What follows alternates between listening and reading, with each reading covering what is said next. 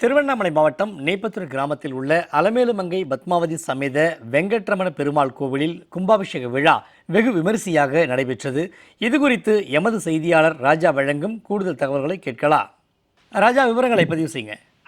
திருவண்ணாமலை மாவட்டம் மற்றும் தருமபுரி மாவட்ட ஆகிய இரு மாவட்ட எல்லைகளில் உள்ள சங்கமடத்த நீப்பத்துறை கிராமத்தில் 2 மாவட்டங்களுக்கு குறுக்கே செல்லப்படும் தென்பெண்ணை ஆற்றின் கரையோரத்தில் அமைந்துள்ள அருள்மிகு ஸ்ரீ அலமேலுமங்கை பத்மாவதி சமேத ஸ்ரீ வெங்கட்ரமண பெருமாள் ஆலய ஜீர்ணோதன அஷ்டபந்திர மகா கும்பாபிஷேகம் கடந்த 5ஆம் தேதி தொடங்கப்பட்டு 6, 7 ஆகிய 3 தினங்களாக தொடர்ந்து பல்வேறு யாகசாலை பூஜைகள், சிறப்பு பரிகாரங்கள் செய்யப்பட்டு இன்று காலை 9 மணிக்கு மேல் 10:30 மணிக்குள் ஆலய உட்பிரகாரத்தில் உள்ள மூலவர் விமான கோபுரங்கள் மீது அமைக்கப்பட்ட கலசங்களுக்கு பட்டாச்சாரியர்கள் புனித நீர் தெளித்து இந்த மகா கும்பாபிஷேகமானது வெகு விமர்சையாக நடைபெற்றது. இதில் சுற்றுப்பகுதியில் உள்ள சுமார் 10,000க்கும் மேற்பட்ட பக்தர்கள் திரண்டு கோவிந்தா கோவிந்தா கோவிந்தா என முழக்கமிட்டனர்.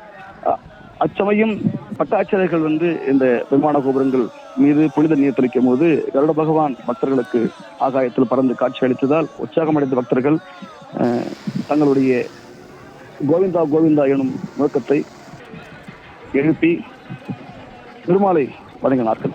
இந்த ஆலயம் என்பது கடந்த 600-700 ஆண்டுகளுக்கு முன் மிளகு மூட்டைகள் திரைக்கப்பட்டு அந்த காலகட்டத்தில் கண்டெடுக்கப்பட்ட மிகப்பெரிய மகானான பூஜிக்கப்பட்டு வந்த நிலையில் தற்பொழுது இந்த ஆலயம் நிப்பத்துறை கிராமத்தில் புகழ்பெற்ற ஸ்ரீ அலமேலுமங்கை பத்மாவதி சமேத ஸ்ரீ வெங்கட்ரமண பெருமாள் காட்சி அளித்து வருவதாக அப்பகுதியில் உள்ள பக்தர்கள் தெரிவிக்கின்றனர்.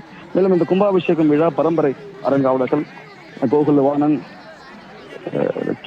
ஸ்ரீதர் மற்றும் சிவராமன் ஆகியோர்கள் தலைமையில் இந்த கும்பாபிஷேகம் வெகு விமர்சையாக நடைபெற்றது. பக்தர்களுக்கு ஆங்காங்கே சிறப்பு பாதுகாப்புகள், மருத்துவ குழு மற்றும் தீயணைப்பு துறையினர் பங்கேற்று பக்தர்களுக்கு எவ்வித அசம்பாவிதங்களும் ஏற்படாமல் இருக்க இந்த நிலைகள் இந்த திருப்பணி குழுவினர்கள் ஏற்பாடு செய்துள்ளனர்.